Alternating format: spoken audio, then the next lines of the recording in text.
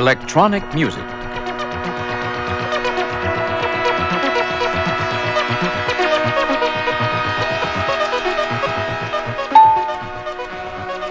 Weird.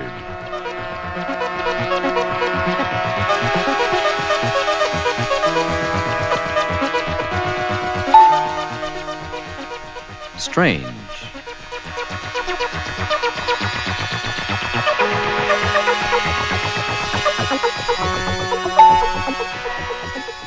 Far out.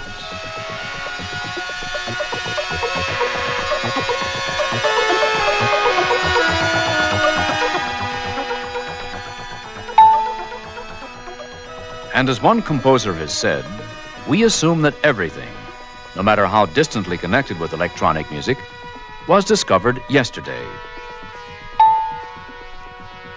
The historical records contradict this idea, however. History tells us that more than 2,400 years ago, there lived in ancient India a scholar and teacher by the name of Panini, who experimented with the relationship between the shape of the mouth and the sound it produced. While Panini was making his discoveries in India, the scholars in far-off Greece were conducting experiments of their own. Pythagoras, the Greek mathematician, had made some of the most important discoveries concerning pitch. One day, as he had passed a blacksmith shop, his ear caught the differences in pitch that came from the different anvils. Pythagoras decided to conduct an experiment, actually one of the first scientific experiments on record. He took strings of equal thickness and stretched them equally. He discovered that if one string were twice as long as the other, the strings sounded an octave apart.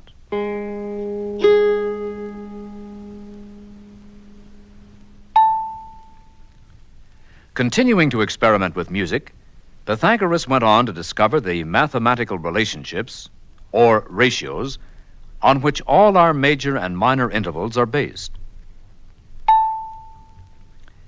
2,000 years later, in 1627, the English philosopher Francis Bacon wrote about sound houses, in which all kinds of musical sounds could be tried out and demonstrated. About the same time, a drawing was published in Nuremberg, Germany, showing one of the first mechanical instruments. It was operated by pumping foot pedals. In 1625, a similar instrument was built which was supposed to sound like a whole ensemble of bowed strings. Inside, there were 45 gut strings stretched over a soundboard. The strings were set into vibration by the rims of 4 rotating wheels, which were turned by a single crank. Such mechanical instruments became very popular. The famous Papa Haydn loved the mechanical trumpet and composed music for it.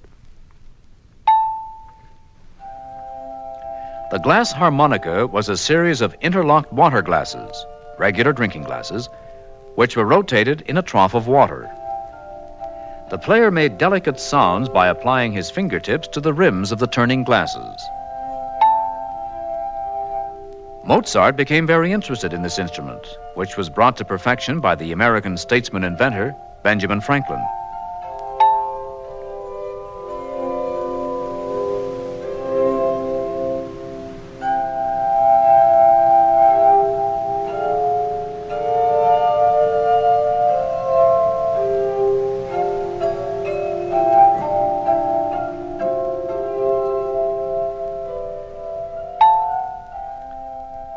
All kinds of mechanical instruments became popular.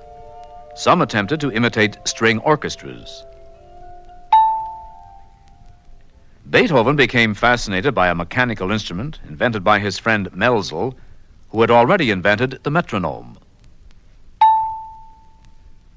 Beethoven wrote his Wellington's Sieg, his Wellington's victory at the Battle of Victoria, especially for Melzel's mechanical instrument, the panharmonium. In the last quarter of the 19th century, discoveries and inventions by such men as Thomas Edison paved the way for the electronic music of the 20th century. In 1877, Edison made his first successful talking machine, a phonograph which recorded sound on a cylinder covered with tinfoil. Edison also developed dynamos that could generate electricity. This invention led to one of the very first electrical instruments, the dynamophone. The dynamophone was invented by Dr. Thaddeus Cahill around the turn of the century. A demonstration of the dynamophone took place in Holyoke, Massachusetts on March 10, 1906. The machine produced music by means of a series of dynamos run by alternating current. The machine was the largest musical instrument in the world. It weighed over 200 tons. Although it could be adjusted to produce any number of different pitches within the span of each octave, the instrument was too big to be practical, and the delicate telephone wires of that period couldn't carry the necessarily complex signals. In 1920, a Russian by the name of Leon Theremin invented an electrical instrument which bore his name. An aerial-like rod is attached to the top of the theremin. The pitch of the electrically produced tone varies as the performer's hand is brought closer to the rod.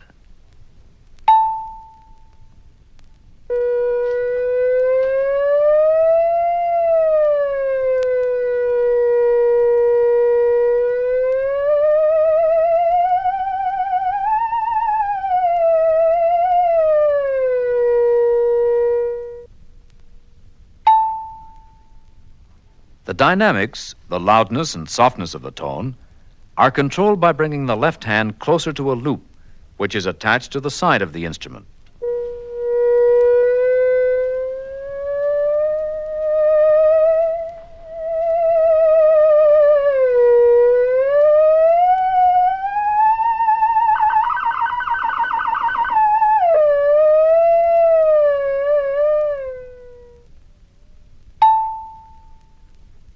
While European composers used the theremin in their orchestral works, an American composer, Henry Cowell, was attracted to the rhythmicon, another invention of Leon Theremin. By using discs and photoelectric cells, the rhythmicon was able to produce a variety of percussive sounds.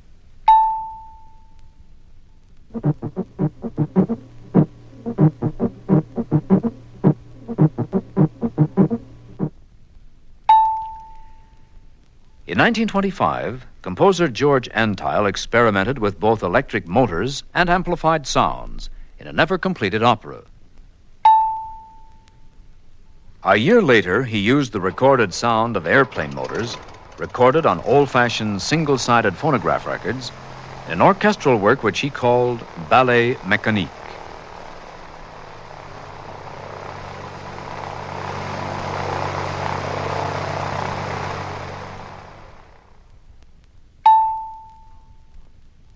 The sound shocked the concert-going public.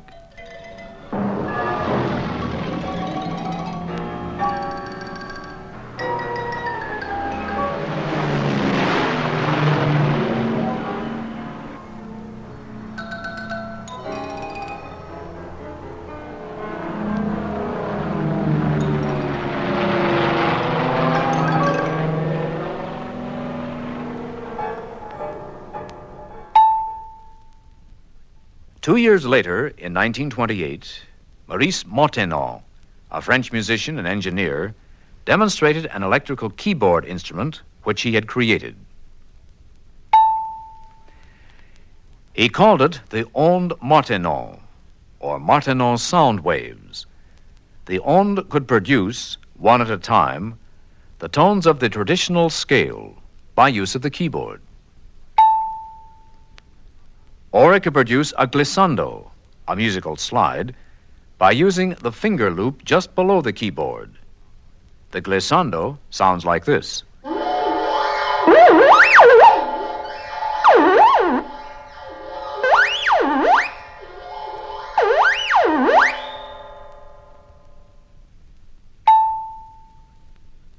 Most electrically produced tones end abruptly when a key or switch is released.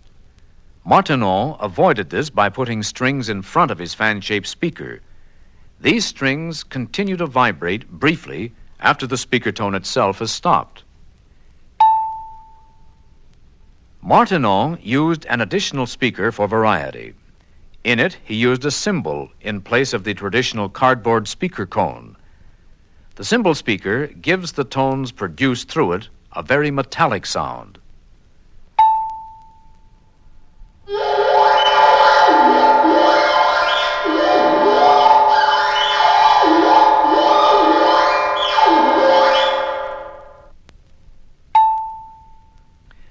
In 1930, Friedrich Trautwein, a professor in Berlin, Germany, developed an electrical instrument which made use, for the first time, of neon tubes to produce sound.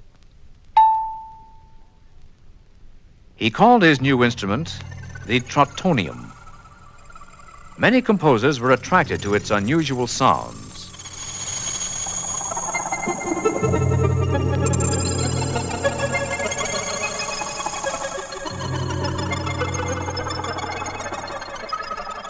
Paul Hindemith, a composer who lived in Germany at that time, wrote a concertino for Trautonium and string orchestra. Hindemith also tried using phonograph records in unusual ways. He scratched them to produce rhythmic effects.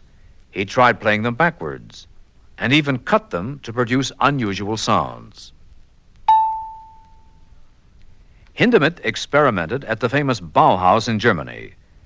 There he tried speeding up phonograph records, slowing them down, and even developed polyrhythms, or several rhythms at the same time, by playing several records of the same thing at different speeds. In 1929, the American electronic engineer Lawrence Hammond founded a company for building the Novacord and other electronic organs. His best-known product was the Hammond organ, first produced in 1935. It was the first practical instrument to produce more than a single tone at a time. The Hammond organ could play chords.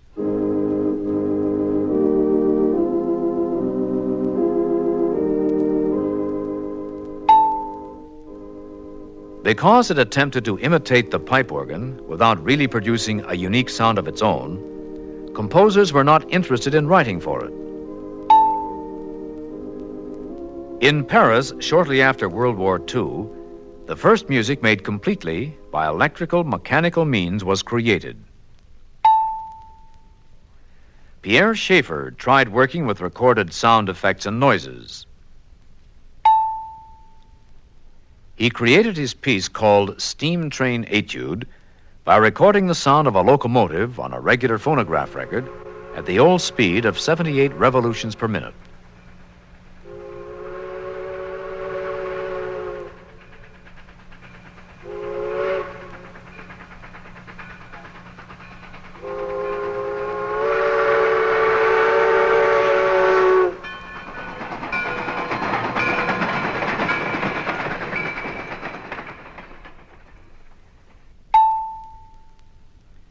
Schaeffer then played it back at the 33 1/3 speed of LP records. It made the train noises sound like a blast furnace.